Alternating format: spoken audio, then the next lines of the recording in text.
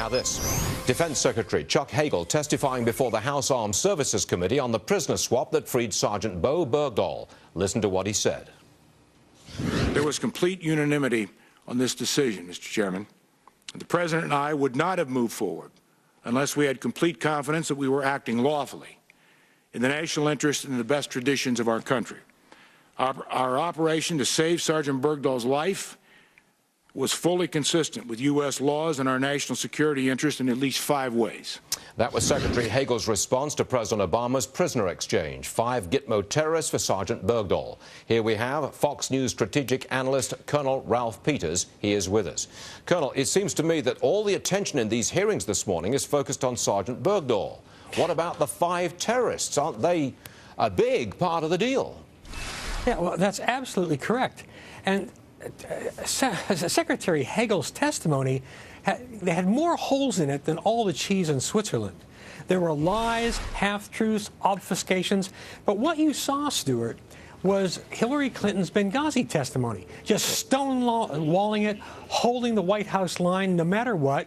Colonel, I'm sorry, I got to jump in for a second. You just used some very strong language. You just said that Secretary Hagel was lying. Yes, Secretary Hagel was lying. Spell it out. When he Give said, me the lie. Well, he was caught in one of the lies by Congress shortly thereafter. He said there was no real threat, that these 5 major terrorists had no involvement in American deaths or attacks on Americans, which was absolute nonsense. You know, and he was playing, tugging on the heartstrings about Private Bergdahl. Those promotions were undeserved. There was a cover-up from the start on his status, Stu. I know because I was told by the highest level early on.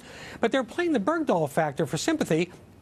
My reaction, I'm sure that of soldiers listening, was this White House has not given so much attention to the families of any of our severely wounded warriors or our war dead as they have over 5 years to the families of a reputed and apparent deserter. But beyond that, even if Bergdahl was a Medal of Honor hero, the trade is crazy. We've released 5 executives of the Taliban. Even if they never leave Qatar, if they decide they like the beach and stay there forever, they are superheroes to jihadis around the world. They withstood Guantanamo. They stood up to America.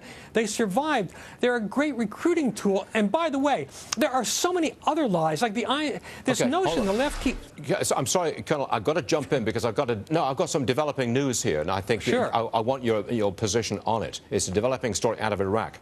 We know that Mosul has fallen. Got that. To Islamist insurgents. Now we hear Tikrit has also fallen. We just got that news literally moments ago. What's your reaction to this? Thank you, President Obama. Great job, dude. I mean, this all goes back to his politically driven agenda where he wouldn't leave even a small residual U.S. military presence in Iraq. Had he done so, the entire region, Syria, Iran, as well as Iraq, would look very, very different today.